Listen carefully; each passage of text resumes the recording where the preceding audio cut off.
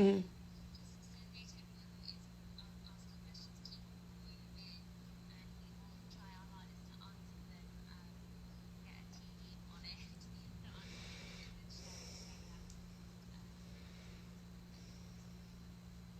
Great.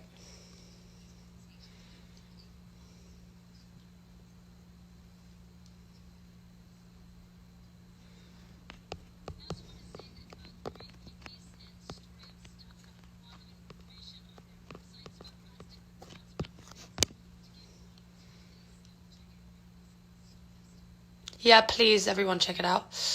Have you had any luck? Can you see if I'm live or not? Oh no. Also, if your daughter comes back in, we need to ask her how to mute my thing, because that would only help. Oh, is it? Okay, fine, fine. Fantastic. Oh my god. Oh, I have so much hope in the younger generations, though, because they are just so much, there's so much more wanting to be educated and doing so much. I mean, we know of so many already who are making such a difference, but they're so inspiring. Really, we can learn a lot from the younger generations at this point. You know.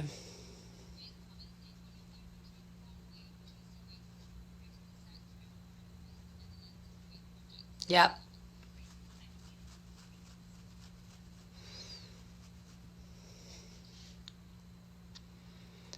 Thank you. I'm sorry. Am I? Hi, guys. Sorry about this. Am I live? I am live. I just don't know. Okay, I'm sorry. Please don't break on me, phone. But now, as I know, so that you buy another one really soon. I did know that anyway, but yeah, not great. Hey, back. Not cool. Okay, we're back. Thank you. I'm happy to talk about a little about the circular economy. Go for that. That circular economy is an alternative to what I call a linear economy, the take, make, waste economy. In a linear economy, you pull something out of the earth, you process it, you use it, and you throw it away. So it's pulling it out. It's one way. Circular economy is to make it a closed loop, so that you do the same thing over and over and over. And the great thing about moving towards a circular economy is you have less natural resource input. So you're harvesting and mining and logging and taking less out of the earth, and you have less waste output. So you're getting rid of less waste. It's circular economy. And there's some things that you can do a circular economy for a long time. Plastic is very limited in how you can use it in the circular economy. For one thing, there's so much plastic. There's more than any country's recycling system can handle. The companies love to tell us that plastic is recycled or recyclable. Only 9% of plastic ever produced has been recycled. So that's one issue, is there's just too much. You have to, part of circular economy is using less from the beginning. But the other problem with plastic is you can't recycle it indefinitely. Is that plastic is made up of these long chains of chemicals, and when they are heated and break down, so it becomes a lower quality material. So you can't make a plastic bottle out of a plastic bottle out of a plastic bottle forever. You just simply can't. With real recycling, what you want to do is reduce the input, reduce the output by doing round like this. You can't with plastic. So they often call it downcycling. Technically, it's not really recycling, it's downcycling. You make a secondary lower quality product out of it. So instead of say you have a plastic Coke bottle or something. You can't make a Coke bottle out of a Coke bottle out of a Coke bottle. You might make that Coke bottle, could be a fleece jacket or a door.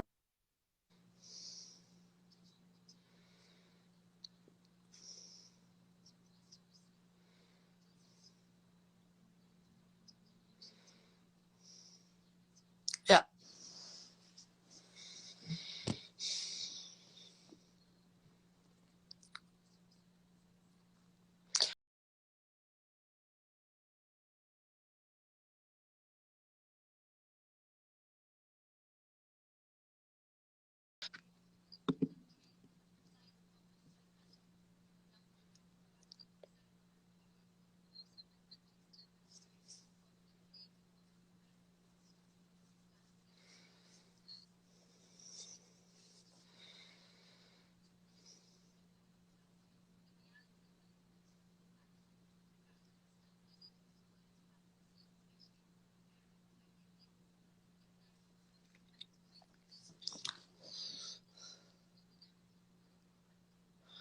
Sorry to be annoying, guys. I lost you again, Annie. I'm still on it, but I think you've gone.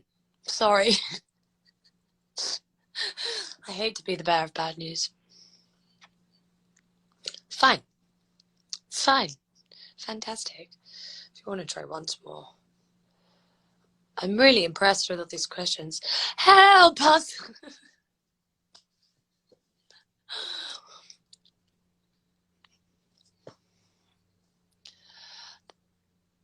Can you just sit in, you adorable angel?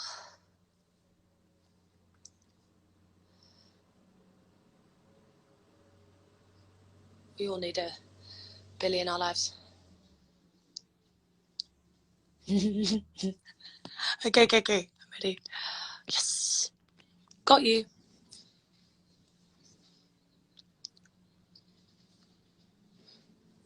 Be tenacious. You must be relentless. No matter how many obstacles you face, you keep going, as we're doing with this Instagram live. So it is a metaphor for what it takes to clean up this mess. Okay, back to Jakarta. I've actually visited the dumps in Jakarta a number of times, so wonderful to have Jakarta here. Indonesia is one of the countries that Europe and the United States has historically sent plastic waste to, used it as our rubbish bin. In the countryside in Jakarta, I have gone to fields where there's loads of plastic dumped from Europe that actually has little recycling logos from Germany's Green Dot program and these other recycling programs in Europe. It is such a scam. So I'm very familiar with the waste situation there in Jakarta, and thank you so much for joining us. I don't always blame the small mom and pop shops that are selling plastic, because as we talked about earlier, the economy is set up to make that often be the only option that they have. And so what we really need to do is change the rules. And in terms of single-use plastic bags, which I know a lot of those small shops around Indonesia and many other countries sell, they have to just be banned. They are an absolute menace.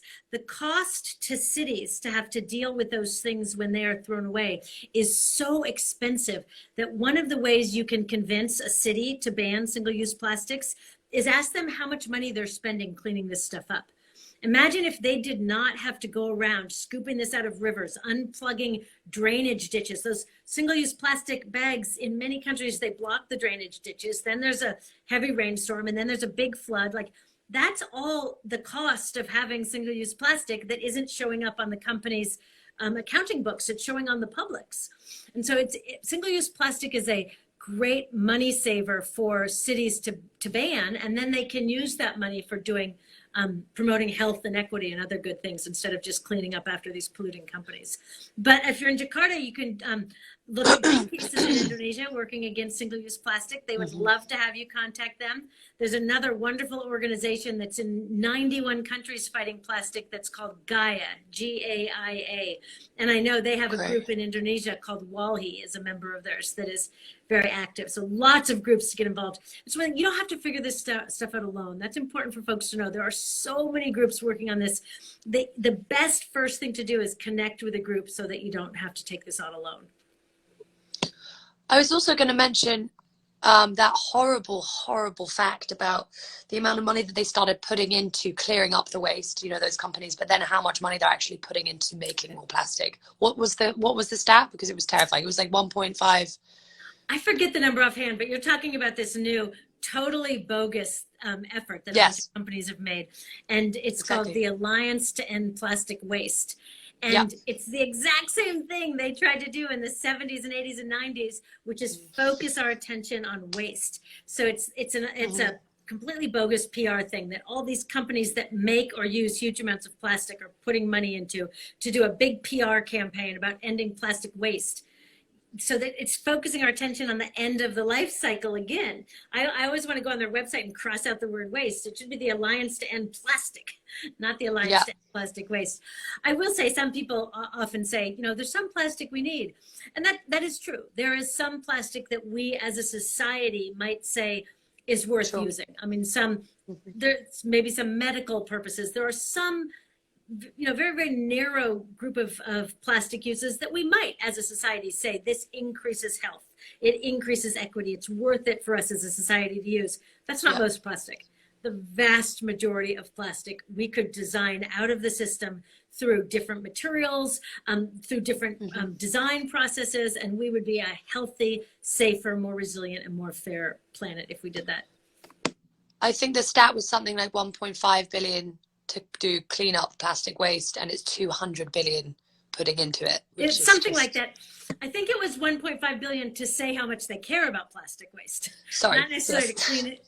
Yeah, not necessarily to clean it up, but to convince us that they deeply, deeply care about this. Should we go to another question? Should I go to, okay, sorry again if I say the names wrong, but Humphrey Trevelyan, I'm going to say, how the campaign against plastic connects with the broader environmental campaigns, such as Extinction Rebellion, and also campaigns against global poverty and exploitation.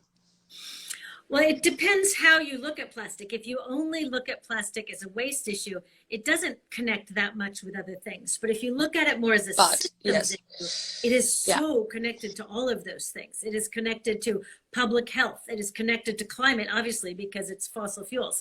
Extinction Rebellion is focusing on stopping fossil fuels, and fossil fuel companies are counting on us to continue and even increase our plastic use so that they can continue in existence. So when you see it as a systems issue, you see that plastic is connected to almost everything, which is why I think it's such a fascinating doorway through entering these issues. It's connected definitely to public health. It's connected to environmental justice, because plastic production and plastic disposal are so dangerous and disproportionately impact low-income and communities of color. It's connected to everything. I got another question here from Zenon Kotsakis, and he said, I was wondering if there might be a possibility of taking legal action against parties such as the government or the supermarkets for lack of responsible measures to safeguard the public against the effects of plastic use. If we can point to the fact that the continued lack of restrictions on the production and use of plastic is continuing to have a negative impact on public health and the environment, wouldn't this be grounds for some form of legal actions? It should be ground for some sort of legal action. And there's lots of lawyers that specialize in environmental harm that are investigating that. And every once in a while, there is a successful case where a particular community has been polluted from a plastic production facility and has had a successful case. So there are some precedents for doing that. But you know what the plastic industry is doing here in the United States? I don't know if where else they're doing it around the world. They're so sneaky. What they're doing is they're trying to get ahead of that. And they're trying to pass laws at different state levels and nationally that prevent our right as citizens in our country, prevent our right to ban plastics and shield them from any liability. They don't want to be held accountable for the damage they're doing to people's health or to the environment. And they don't want us to organize and ban plastics. So plastics is not just an environmental issue, not just a climate issue, not just a health issue. It's also a democracy and human rights issue. Like, we should be allowed to organize in our communities to ban a material that we know makes us sick. And so those plastic companies are trying to get ahead of us. It's crazy to ban the banning of their toxic product. And we have to say, absolutely not. Our democracy is supposed to serve public health and well-being, not corporate profit. So it's a democracy issue too. Christabel, do you want to do any other questions for anyone who's just kind of come through with them, or what do you think?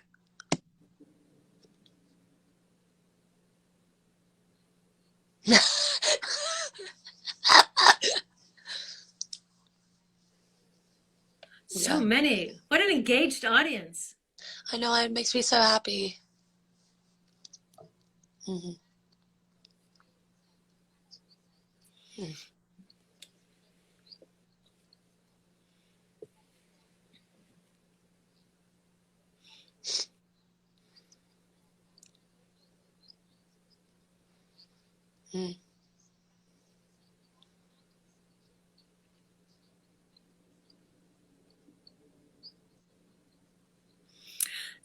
So I think there is a role for recycling in the solution. But first of all, remember the mantra that we all learn in kindergarten: reduce, reuse, recycle. There is a reason recycling is last. Recycling is what we do when we have exhausted other options. It's what we Yeah. do when we are total, it's what we do when our back is against the wall with the knife to our throat. We could not reuse it. We could not avoid it. You know, absolutely, it's the last thing we do. Too often we're starting with recycling instead of starting with reducing and reusing. The problem with counting on recycling for plastic is one thing is there's just way too much plastic to manage that. It's like, you know, trying to deal with a tsunami with a teaspoon. There's just no way that we can meet the scale. The other thing is that recycling doesn't take care of the upstream problems. Remember the damage caused by oil and gas drilling, the damage to public health caused by the petrochemical facilities. You have to also look at the beginning of the life cycle of plastics. We're so trained in our society to think of plastic only as from the store to our house to the recycling bin, as though that's its whole life. Before it comes to us and after it leaves us, that's where the biggest problems are. And we can't forget both of those.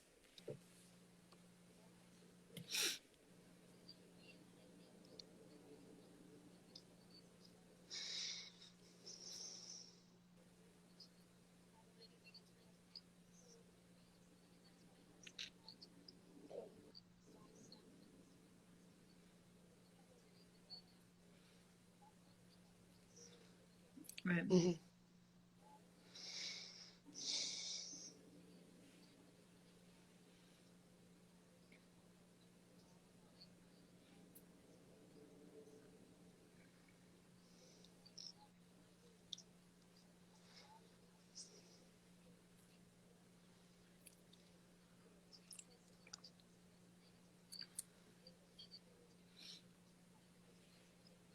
Right. True. Right. Well said.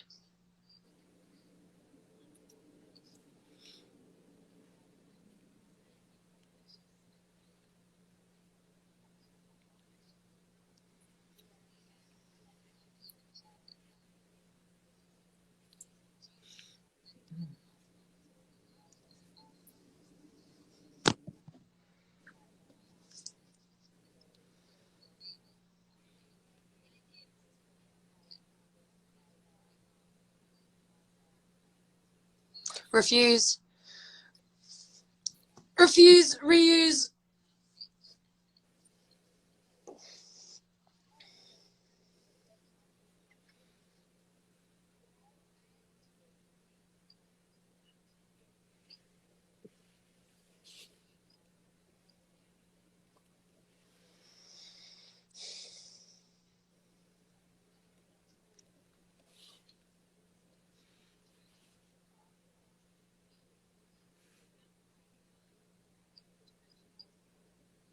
Mm-hmm. Right.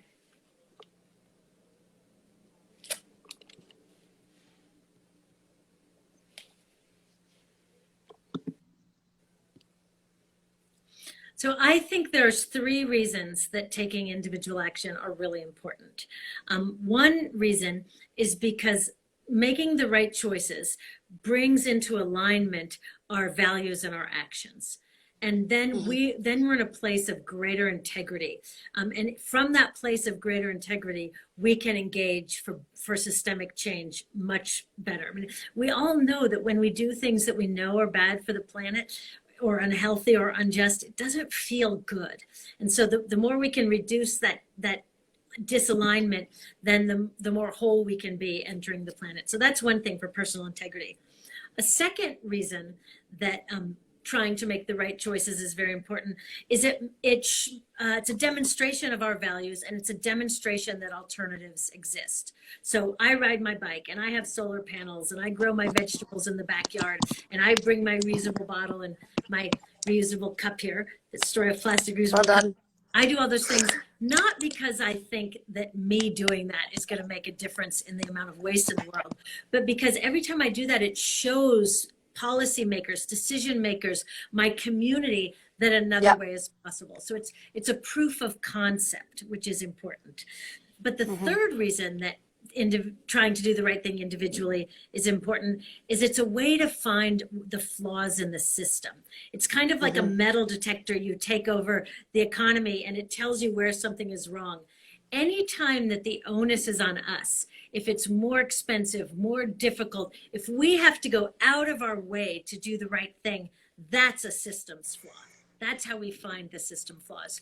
We Yeah. should have our system designed to make doing the right thing be the easiest, cheapest, simplest thing to do.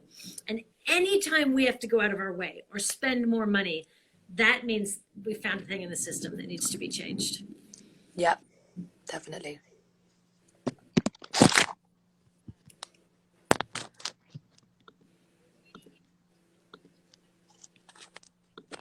By humans, like these are not natural systems because there is no waste in nature. Humans are the only creature on this planet that have been able to create something called waste, something that's actually poisonous. And I think we need to remember that also, our governments are elected governments, or they should be elected governments, and therefore they're there to serve humans and their populations, and make sure that they are creating systems which allow humans and the planet to thrive in harmony together. And that shouldn't, I feel like I sound hippie when I say that, but that just shouldn't be like an alternative thing to say. It feels like common sense to me. I'd love to ask one more question from our audience, because it really ties in with the context of today as well. If you note that the buy more consumerist mentality developed as a response to a major economic downturn, post-depression and world war, what safeguards can we put in place to stop this happening after today's crisis and ensuing economic downturn?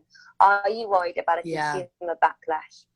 That is such a timely and important, because we obviously have to kickstart our economy all around the world, because many people are seriously economically hurting. So we want more economic activity, but we don't want just any economic activity. We want economic activity that makes our society more healthy, more equitable, more fair. So we have to be discriminating and learn from mistakes of the past.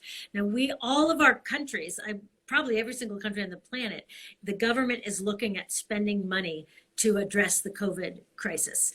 And this is an incredible opportunity. This is a once in a generation opportunity. For 30 years, I have been saying to our government, we need action on climate. We need action on reducing waste. And you get the same answer all the time is, that's nice, but there's no money for that. We can't afford that, even while they're spending trillions of dollars on military equipment. But military, exactly. The number one excuse that governments say to resist moving to a more equitable, more just, more sustainable society is it's too expensive.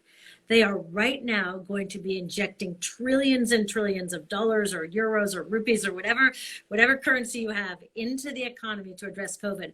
All of us have to work to make sure that that money is a down payment on a better future, that we do it right this time, rather than use that money to prop up the polluting, lying industries that got into this mess.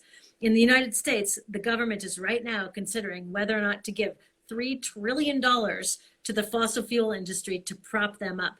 Absolutely not. That's our money. It's public money. We have to organize and demand that they put people and the planet over profits. This is literally a once in a lifetime opportunity to influence this massive public expenditure towards the future that we want.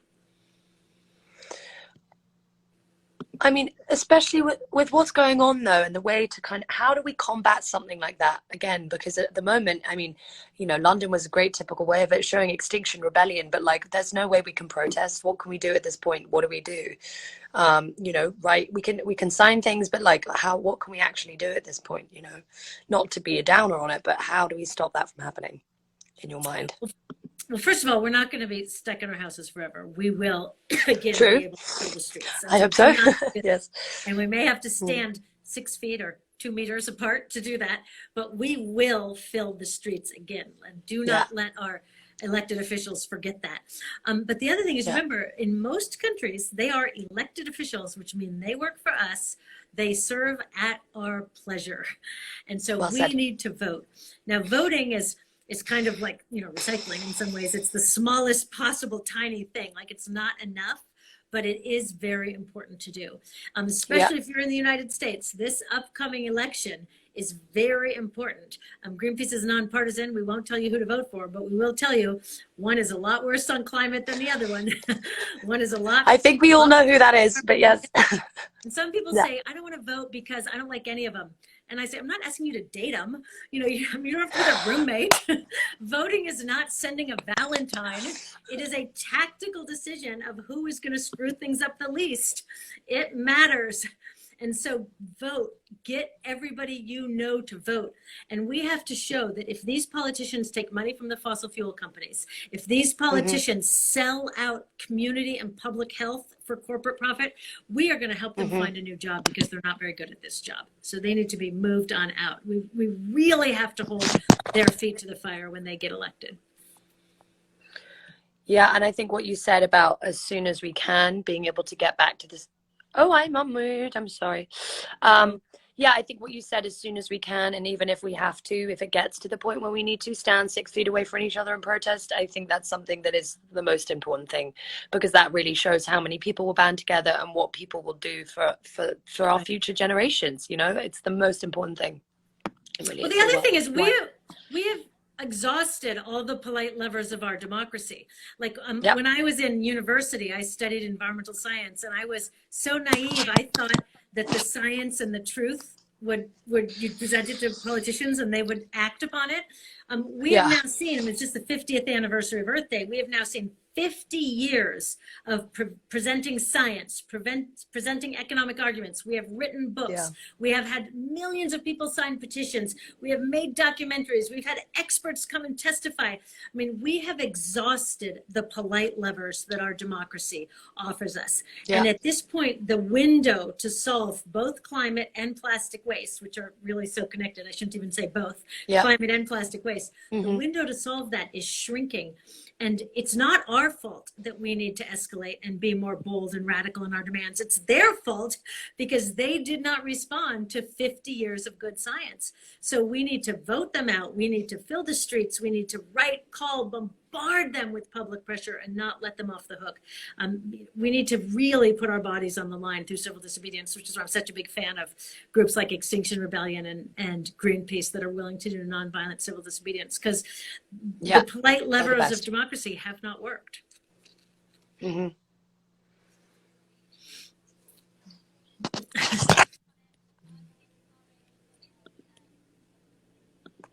Any more comments you'd want to share, or Annie, if you would like to share any more comments?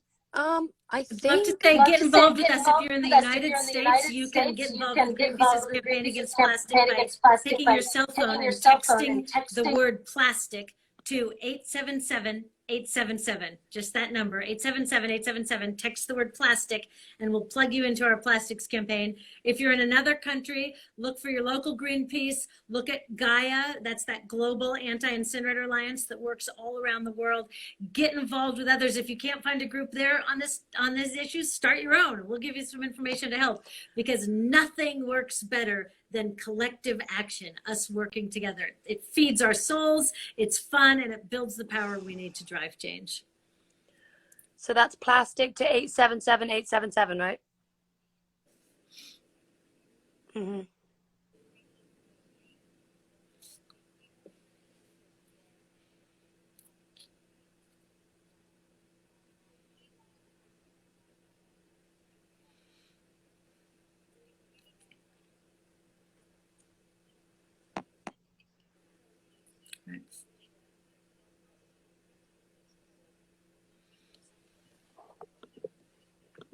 Thousands of people who are listening to this conversation, and all the comments and the questions that are pouring in, and it just feels really good to remember that even in social isolation, these are still crucial issues that we're all thinking about and caring about and addressing. And you're not alone. You're not alone. You're not alone.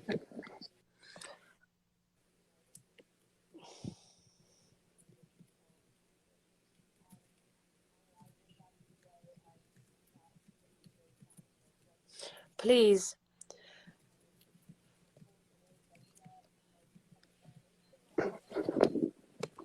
Christabel, please, can we do that? I would love that so much. I would love it. Annie, it's a date, seriously. That would be wonderful. It's so fascinating. You just won't even believe it. It's fascinating. I'm sure. Especially if you do it regularly, so you can see how the waste changes. Because Changes, it's almost all yeah. plastic now. When I started in the 80s, it wasn't all plastic.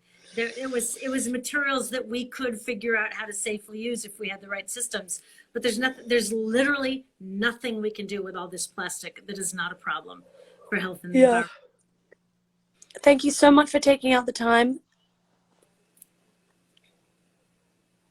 Yeah. Oh my God, you're very ambitious.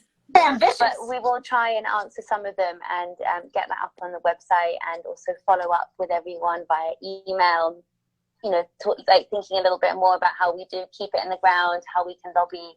And also, if we are stuck at home, now's quite a good time to get on letter writing, emailing, all of that kind of thing as well. Seeking out the local groups in your area, and like Annie said, if they don't exist, maybe creating some.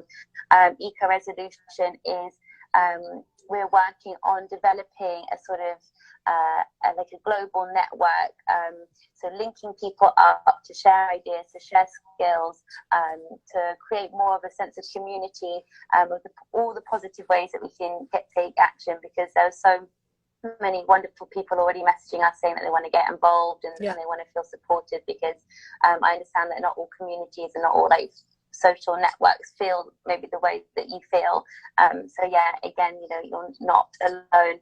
And I just hope that we can all really like share the documentary, The Story of Plastic, spread the word, get people to watch it. It's such a special and powerful documentary, in that yes, individual actions are so important, but you know, these issues are systemic and they are interlinked. And while on one hand that can be overwhelming, on the other hand, you know, start working on one, it means the other ones are going to be getting better as well, because they're so interlinked. And yeah, let's all boycott plastic as well. It's a wrap on plastic, people. Cara, would you like to share anything? Oh, I'm muted again. Oh, well, let me just, sorry, I'm trying to do two things at once.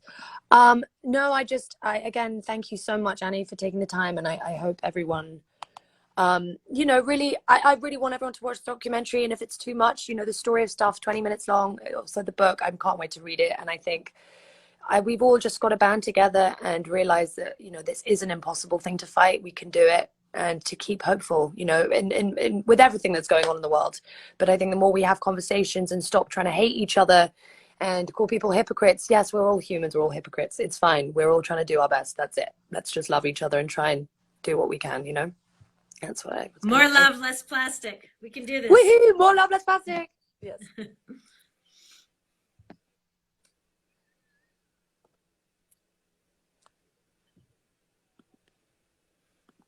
Consumerism, but like as the more like Instagram, social media side of things, we're gonna no. So we're going to be looking at our relationship with nature and how we kind of understand nature, and our you know, often in mainstream world, separate to ourselves and maybe perhaps humans above nature. So we're going to be having a look at that. And to wrap up, I would like to leave. No, you look good. Have I frozen? Yeah, you look good. Okay, cool. You're back as well. So to wrap up, I want to finish with one of my favourite quotes from Annie from her book, The Story of Stuff, which I have almost every line in it. It's, every sentence is underlined as an important part, so I really couldn't recommend it more. So Annie says, I invite the citizen in you to become louder than the consumer inside you, and to launch a very rich, very loud dialogue with your community. So that's something we can all be doing from our devices at home and out in the world, taking action as well. So Cara, thank you so much. Annie Leonard, thank you so much. And yes, let's keep these conversations going. Thank you so much. Thank you so much. It was a pleasure. Annie, thank you. Thank you everyone for Christabel, tuning in and for your questions. And Ruby, thank you so much, guys. And yeah, thank you for all the audience. And I hope you guys loved it. And check it out if you haven't seen it yet. All right. Love you guys. See you on a landfill soon. Streets. Yeah, exactly. All right. Bye. Bye-bye. Oh, don't know. What am I doing? Oh, we're still on, Annie. Hi. Okay, Annie. It was so nice to speak to you. I hope to see you soon. Me too, at a dump or at a protest or Please. all of the above. All of the above. I want it all. Please, please. Anything I can do. So thank you so much again. And yeah, definitely. Thank you for the conversation, though. Lots of love. Bye. And say thank you to your daughter, please. I will. Okay. Thank you so much. All right. Bye. Okay, guys. Thank you again for everything. Hopefully, if you have any more questions, remember, I'm also on community, so send them over there. But anyway, lots of love to you guys. Hope you're staying safe.